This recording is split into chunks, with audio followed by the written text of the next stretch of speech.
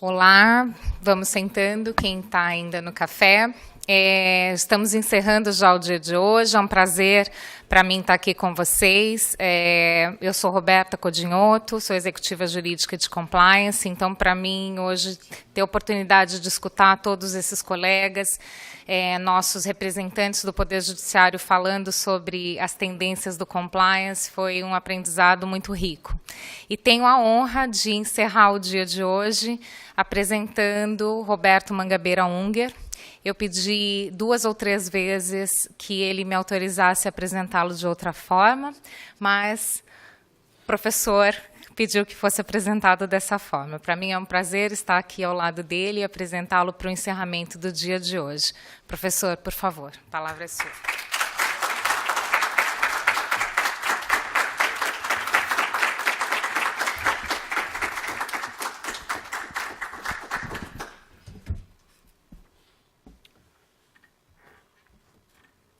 Qual o novo projeto nacional de desenvolvimento? E qual o papel do direito e dos juízes no desdobramento deste projeto? Minha tese é que há um novo projeto de desenvolvimento que teremos de abraçar e que há muito que o direito e os juízes devem e podem fazer por ele. Desenvolvo minha argumentação em 3 passos. Em primeiro, a alternativa nacional hoje. O segundo, a imaginação jurídica e sua tarefa no Brasil. E terceiro, o judiciário e a reinvenção de seu papel. O Projeto Nacional de Desenvolvimento. No último período histórico, o Brasil seguiu uma estratégia de desenvolvimento com 2 bases. A primeira base foi a massificação do consumo e o aumento da renda popular. E a segunda base foi a produção e exportação de commodities. A agricultura, a pecuária e a mineração pagaram a conta do consumo urbano. Essa estratégia prosperou enquanto o preço das commodities estava no alto e ruiu quando o preço desabou. Foi um exemplo, o último exemplo em nossa história de aposta nas riquezas fáceis da natureza. Uma aposta que na nossa história sempre acaba em lágrimas. Só a inteligência salva. Agora temos que construir outro projeto nacional de desenvolvimento, voltado para a qualificação e a democratização do aparato produtivo, baseado na democratização das oportunidades e das capacitações. Um projeto que afirme a primazia dos interesses do trabalho e da produção sobre os interesses do rentismo financeiro. Há uma grande diferença entre democratizar a economia do lado da demanda e democratizá-la do lado da oferta. A democratização da demanda se pode fazer só com dinheiro. A democratização da oferta das capacitações, das oportunidades, exige inovação institucional. E, portanto, o recurso mais escasso, que são as ideias. Esta alternativa nacional, produtivista, includente e capacitadora, teria que avançar em 3 eixos. O primeiro eixo é o propriamente econômico. Nos últimos anos, sob a égide deste nacional consumismo que vivemos, o Brasil evoluiu, desindustrializou-se. Mas a industrialização convencional não serve mais em qualquer parte do mundo como atalho para o desenvolvimento. Ela já não é a vanguarda produtiva. Surgiu no mundo um novo vanguardismo produtivo, que chamamos a economia do conhecimento. E este vanguardismo produtivo, em todas as grandes economias do mundo, se encontra ilhada em franjas, presentes em cada setor da economia, na agricultura de precisão ou científica e nos serviços intelectualmente densos, além da indústria de alta tecnologia. Mas em cada setor aparece como uma franja que exclui a grande maioria dos trabalhadores e das empresas. Esta insularidade do novo vanguardismo produtivo é a causa profunda, ao mesmo tempo, da estagnação econômica e da desigualdade econômica.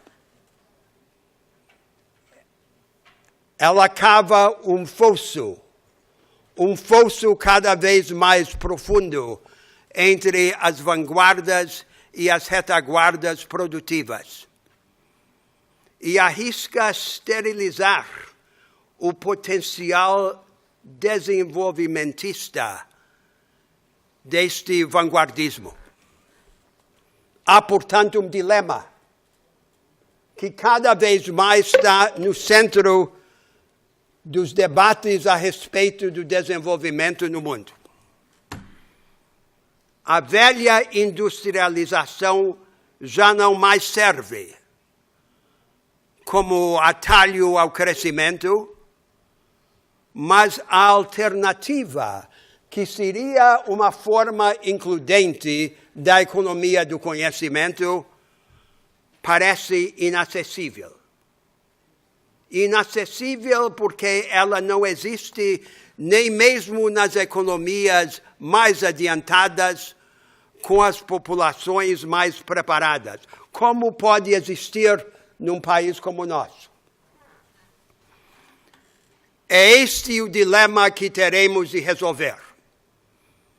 E ele só pode ser resolvido se for quebrado do segundo lado, isto é, transformando o aparentemente inacessível em acessível. Desdobrando a tarefa de construir uma forma includente da economia do conhecimento em pedaços e em etapas.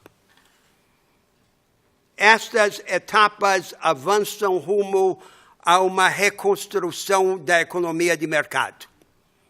Na primeira etapa, ampliar o acesso aos recursos e às oportunidades da produção, o capital, a tecnologia, as práticas e os conhecimentos avançados, e coordenar esses acessos. Na segunda etapa, adiante, começar a desenhar uma nova arquitetura institucional da economia de mercado. Entre os governos e as empresas, formas de coordenação estratégica a serviço da disseminação do vanguardismo, que sejam pluralistas, descentralizadas, participativas e experimentais. E entre as empresas, sobretudo as pequenas e médias empresas, as empresas emergentes, fomentar os regimes de concorrência cooperativa, para que possam competir e cooperar ao mesmo tempo, fazendo mutirão de recursos e ganhando economias de escala. Na terceira etapa, no futuro mais remoto, o objetivo é desenvolver dentro da economia de mercado formas alternativas de descentralização econômica. Regimes alternativos de propriedade e de contrato que passariam a coexistir experimentalmente na mesma economia de mercado. O vanguardismo insular tem como contrapartida no mundo contemporâneo o avanço da precarização do trabalho. Não há como construir um vanguardismo includente quando a maioria dos trabalhadores está condenada não apenas ao aviltamento salarial, mas também à insegurança econômica radical. Daí o imperativo de construir, ao lado da legislação tradicional de trabalho, um segundo corpo de regras, destinado a proteger, organizar e representar a multidão de informais e de precarizados. Não basta regular a economia de mercado. Não basta atenuar as desigualdades geradas nela por políticas retrospectivas de redistribuição compensatória. É necessário inovar progressivamente nas instituições que definem o conteúdo da economia de mercado. E desta forma influir na distribuição básica das vantagens, dos ativos e das oportunidades. O segundo grande eixo desta alternativa nacional de desenvolvimento é uma transformação radical do ensino no Brasil. Uma alternativa produtivista e capacitadora como esta exige uma maneira completamente diferente de aprender e de ensinar. A educação no Brasil continua vidrada em decoreba, no enciclopedismo raso, como se sua ambição fosse transformar jovens brasileiros do século XXI em crianças francesas do século XIX. Um outro paradigma pedagógico, um paradigma que, primeiro, afirme a primazia das capacitações analíticas e sintéticas sobre o domínio da informação, que, segundo, promova com respeito aos conteúdos, já que essas capacitações só se podem adquirir manejando conteúdos, o aprofundamento seletivo, em vez do enciclopedismo superficial. Terceiro, que afirme como base social do ensino a cooperação, o trabalho em equipe, em vez da justaposição de individualismo e autoritarismo que caracteriza as nossas salas de aula. E quarto, que aborde todo o conhecimento herdado de forma dialética, de pontos de vista contrastantes. Nenhuma disciplina, nenhum método deve ser ensinado só uma vez, mas sempre pelo menos 2 vezes de 2 pontos de vista antagônicos. É a única maneira de libertar a mente e transformar o espontaneísmo inculto do povo brasileiro em flexibilidade preparada.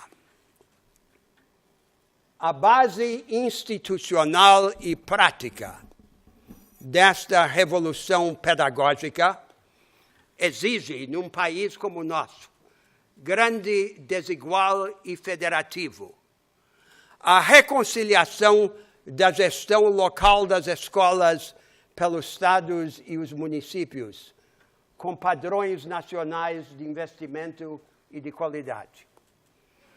A qualidade do ensino que um jovem recebe não pode depender do acaso do lugar onde ele nasce. Daí a necessidade de organizar o federalismo cooperativo.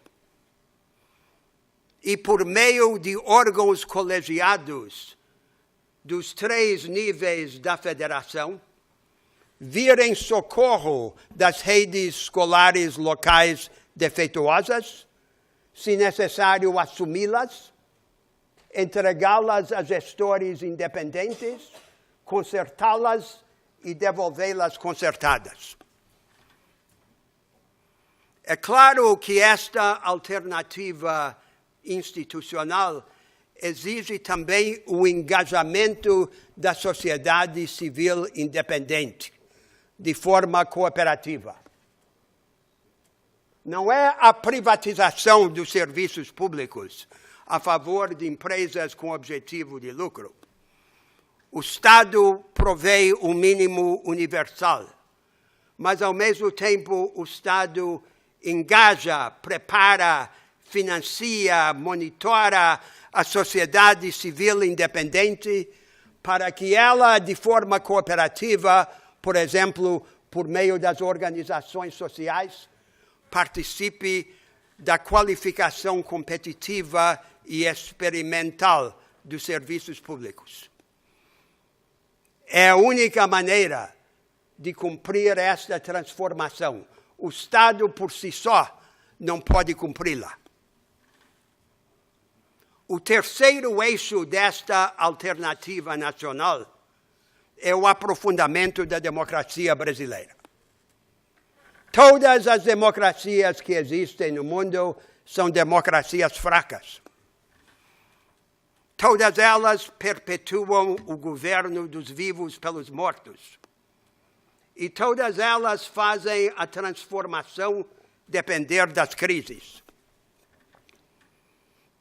Nós, no Brasil, não temos guerras e não podemos, como os europeus, por exemplo, depender das guerras para possibilitar as transformações. Temos de organizar uma democracia de alta energia.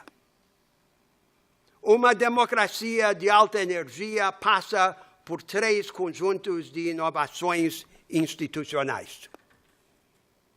O primeiro conjunto se destina a elevar a temperatura da política, isto é, o nível de engajamento popular organizado na vida pública.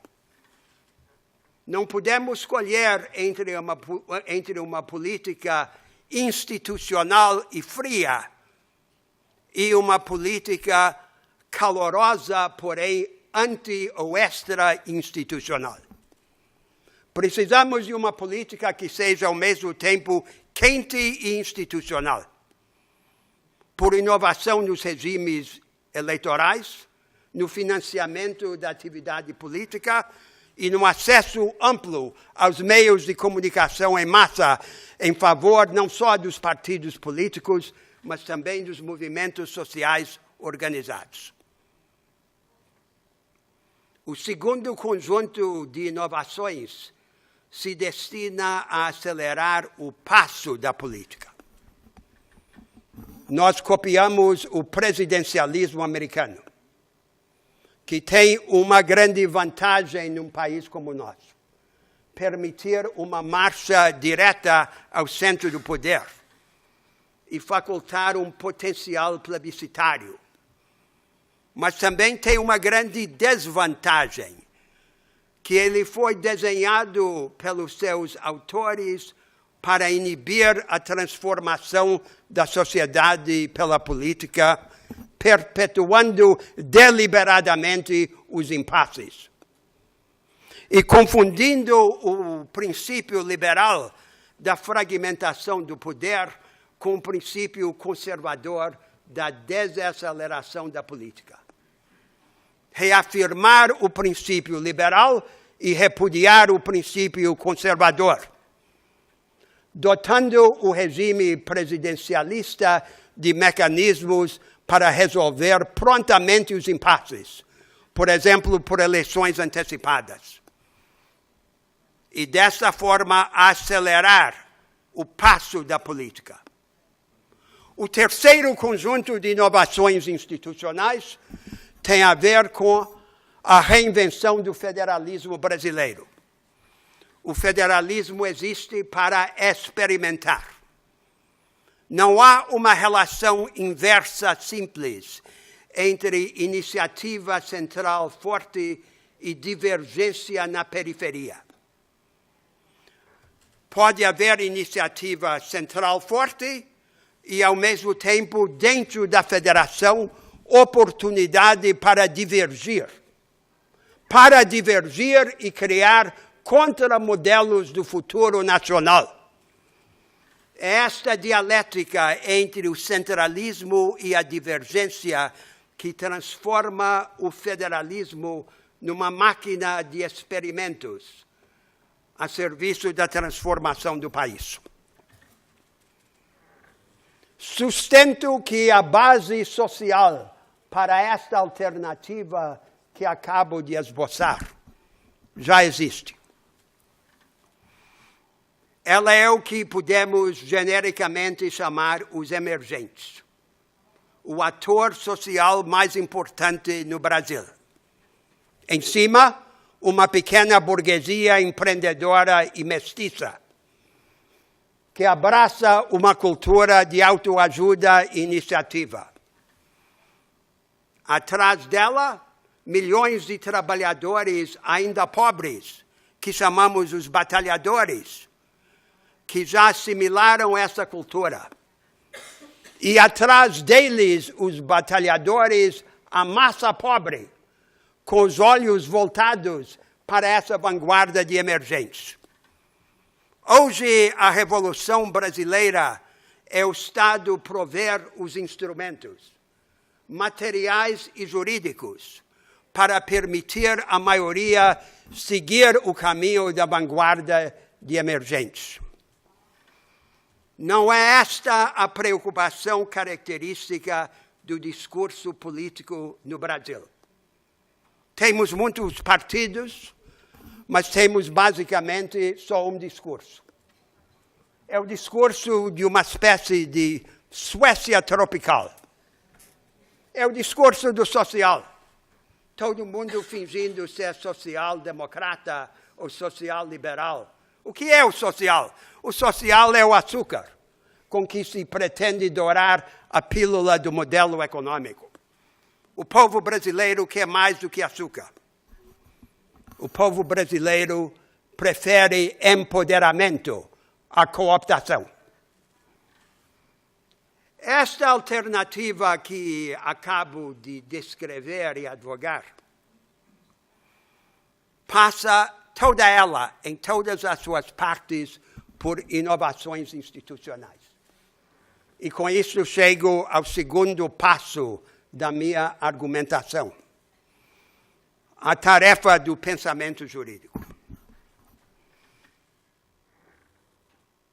Os interesses e os ideais estão sempre pregados na cruz das instituições e das práticas que os representam. O direito é o lugar desta crucificação.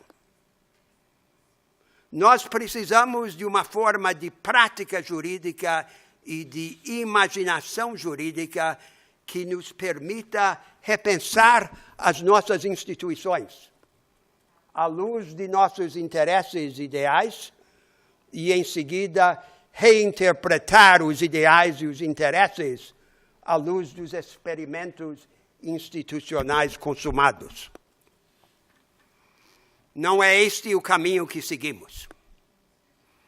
Há agora no mundo uma onda do pensamento jurídico supostamente avançado, que se apresenta como a sequela providencial ao formalismo doutrinário do século XIX. É uma principiologia idealizadora e sistemática do direito, que expõe o direito como um conjunto sistemático de princípios ideais e políticas públicas. É como se fosse a auréola no pensamento jurídico do compromisso social-democrata que se estabeleceu no Atlântico Norte em meados do século passado e que abandonou a ambição de transformação institucional. Esta visão do pensamento jurídico é exportada para o mundo todo. Exportada, sobretudo, a partir das escolas de direito de elite nos Estados Unidos e na Alemanha. E foi esta onda que foi recebida com entusiasmo no Brasil, já que continuamos em todos os departamentos da nossa vida nacional, vergados sob o jugo de um colonialismo mental. Não é um avanço, é um regresso. É um regresso calamitoso para os próprios países do Atlântico Norte, mas ainda mais para um país como o nosso, que precisa repensar e refazer as suas estruturas. É uma onda que impõe 3 grandes custos.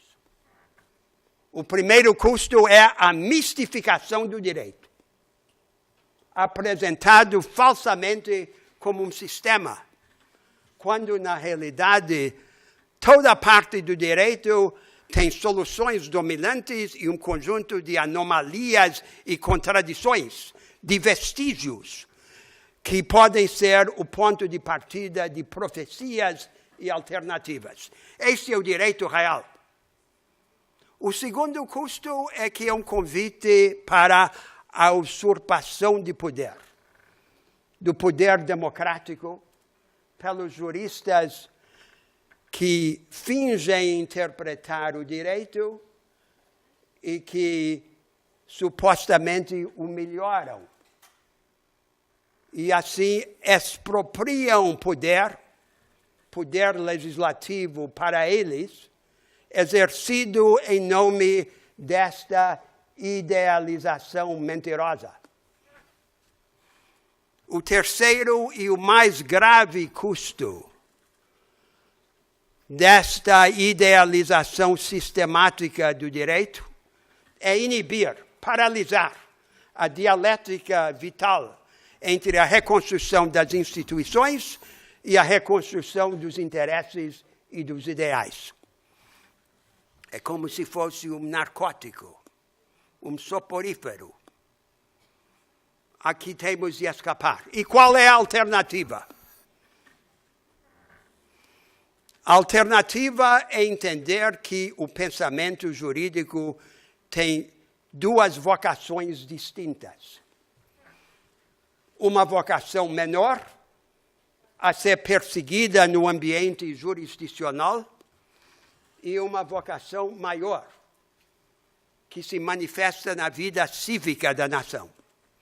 A vocação menor é resolver os litígios e reconhecer os direitos lá, no ambiente profissional e da jurisdição. E ali o caminho é abraçar uma interpretação prática, finalística, teleológica de cada pedaço do direito porém sem a pretensão sistemática e idealizadora que impõe os 3 custos que enumerei. E fora do ambiente jurisdicional, na vida cívica, a vocação do pensamento jurídico é assistir a cidadania na sua tentativa de reconstruir o país. É a imaginação institucional descendo do céu, do império, para o chão, dos pormenores das alternativas que estão no direito. Agora chego ao terceiro passo da minha argumentação. A tarefa do judiciário. Do judiciário brasileiro. A maneira de servir a alternativa nacional. Na vocação menor, a vocação a ser atendida no ambiente jurisdicional, é esta interpretação teleológica, finalística, sem a pretensão idealizadora e sistemática, mas com uma cautela adicional recomendada pela realidade brasileira. A cautela é adotar o que se poderia chamar uma dualidade hermenêutica. O nosso país é um país sufocado, estrangulado por um condomínio de corporativismos, de interesses organizados que procuram se aproveitar das fraquezas do Estado. E, portanto, grande parte do direito brasileiro é constituído pelo botim desta pilhagem. Cabe, portanto, ao jurista, no exercício desta vocação menor, distinguir entre as partes do direito que estão mais ou menos comprometidas por esta atividade dos interesses organizados e aproveitadores. Quanto mais um pedaço de direito é um resíduo de botim, maior a necessidade de adotar uma interpretação restritiva para confinar o mal. E quanto menos expressa esta vitória dos interesses aproveitadores, maior a margem para as analogias extensivas. Mas agora chegamos à tarefa maior, à vocação maior, porque o judiciário pode participar também desta vocação maior do direito, que é ajudar o país a se repensar e a se refazer. Não é tarefa dos juízes, nem mesmo dos juízes da Corte Constitucional, salvar a maioria de seus erros políticos. Cabe às maiorias futuras corrigir os descaminhos das maiorias passadas. Não devem os juízes, sob o pretexto da idealização sistematizadora do direito, procurar guiar o país. Mas eles têm outra tarefa e outro poder, que é abrir margem, abrir o espaço, abrir as brechas para a energia cívica da nação, para que ela, a nação, se manifeste e triunfe sobre esses interesses sectários. Esta obra maior, da qual o judiciário pode e deve participar, tem 3 elementos. A primeira parte é a construção jurisprudencial das instituições necessárias à alternativa nacional. Observem naquele esboço que eu fiz da alternativa o imperativo de muitas inovações institucionais traduzidas nos pormenores do direito público, mas também do direito privado. No direito público, por exemplo, a organização do federalismo cooperativo. E o desenvolvimento das regras e das instituições que organizam a parceria da sociedade civil independente com o Estado na provisão dos serviços públicos. Mas as inovações também precisam se estender ao direito privado. O que aconteceu no Ocidente no século XX é que um novo corpo de regras de direito público, de um Estado regulamentador e redistribuidor, foi sobreposto a um conjunto quase intocado de direito privado. Mas agora, para democratizar a economia de mercado, a inovação tem que ser mais radical e alcançar o próprio direito privado. Naquelas alternativas econômicas que eu descrevi, há, por exemplo, dois conjuntos de inovações de direito privado de grande importância. Primeiro, no direito dos contratos, o desenvolvimento dos contratos incompletos e relacionais. As relações contratuais duradouras, requeridas pela cooperação, pela concorrência cooperativa. E no direito de propriedade, o desenvolvimento de formas fragmentárias ou derivadas do direito de propriedade, que organizem a sobreposição de direitos de diferentes tipos, de comunidades locais, de governos locais, de trabalhadores, junto com os donos, os investidores, nos ativos das empresas. A segunda parte da obra tem a ver com a desestabilização dos acertos oligárquicos dentro da elite brasileira. O trabalho contra a corrupção hoje no Brasil, que foca a relação entre o dinheiro e a política, é apenas um dos aspectos desta obra maior.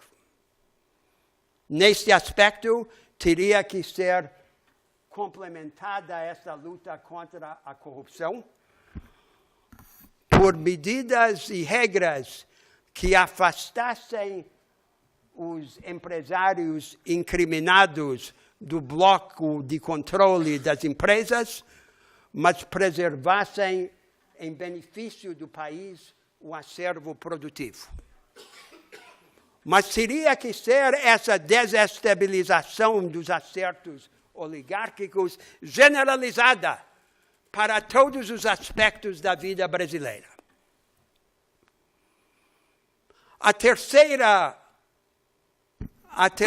parte da obra, da vocação maior, de que os juízes podem e devem participar, tem a ver com o desenvolvimento de instrumentos processuais que chamem o blefe do weimarismo tardio. Explico. A estrutura constitucional do Brasil tem dois elementos básicos, de duas origens diferentes. O primeiro elemento é o liberalismo protodemocrático, que copiamos dos Estados Unidos, no presidencialismo e no federalismo americanos. E já indiquei anteriormente como teríamos que avançar para além desse legado americano. A segunda parte da estrutura constitucional brasileira é o que se poderia chamar o weimarismo tardio. É a prática iniciada pela Constituição de Weimar e seguida pelas constituições posteriores do século XX de prometer direitos a rodo, de todo tipo, sem criar os instrumentos institucionais para a efetivação desses direitos. Uma mentira, um embuste, uma impostura organizada em forma de Constituição. E, portanto, também um blefe. Uma maneira essencial de contribuir à transformação do país e abrir o espaço da energia cívica é chamar esse blefe. É chamar esse blefe por instrumentos processuais. De todos os instrumentos processuais que existem no direito brasileiro, o mais promissor para exercer esta função é o que existe em germen, na forma do mandado de injunção.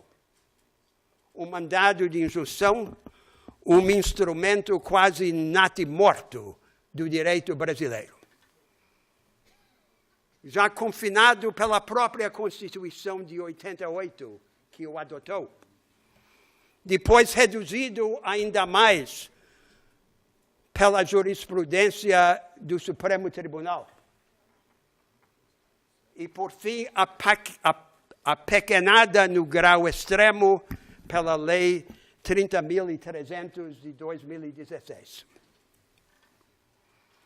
O mandado de injunção, conceitualmente, seria um instrumento privilegiado para enfrentar o descompasso entre as promessas vãs do direito e a realidade de sua prática. A sua doutrina devidamente ampliada teria 3 elementos. Primeiro, que as partes, em princípio, são partes coletivas ou grupos. Segundo, que o mal a ser remediado é um insulto ao empoderamento, à capacidade de ação dos cidadãos, na vida privada ou na vida pública, sob o comando do direito. E o remédio é uma invasão estrutural contida em instituições ou práticas que cerceiam este empoderamento prometido pelo direito. Porque é uma invasão estrutural, não é apropriada para o executivo. E porque é localizada, não é apropriada para o legislativo. Para ser libertada no exercício de sua função e nas suas afinidades com a ação declaratória de constitucionalidade por omissão e com a ação civil pública, o mandado de injunção teria que atravessar 3 fronteiras. E atravessar por uma combinação de iniciativa jurisprudencial, legislação e emenda constitucional. Primeiro, que a competência seja de todos os tribunais, e não apenas os tribunais superiores.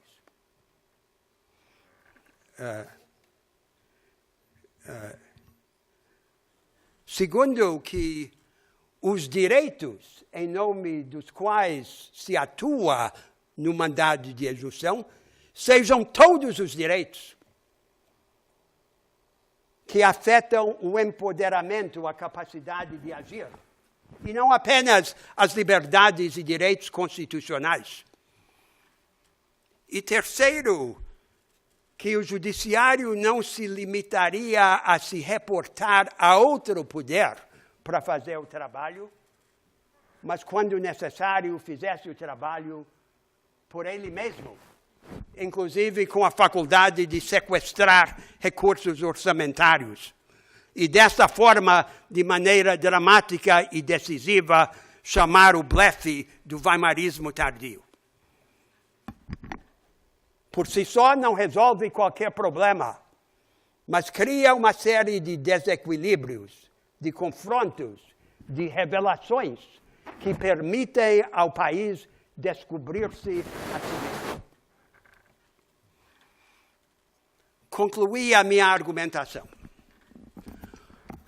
O tema subjacente a cada uma das três partes do meu raciocínio é o tema da grandeza. A grandeza é a ideia central da política e de seu instrumento, o direito. A matéria-prima da grandeza é a vitalidade. Marca maior do Brasil é sua vitalidade. Uma vitalidade desmesurada, assombrosa, desequipada, desorientada, anárquica e quase cega.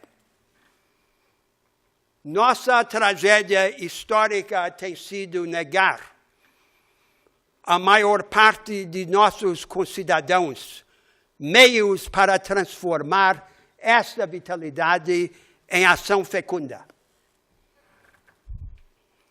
A vitalidade precisa de uma aliada. A aliada da vitalidade é a imaginação. Sobretudo, a imaginação institucional. Da imaginação institucional e da prática transformadora que ela subsidia, recebe a vitalidade asas e olhos. Vidente e alada, vitalidade converte-se em grandeza.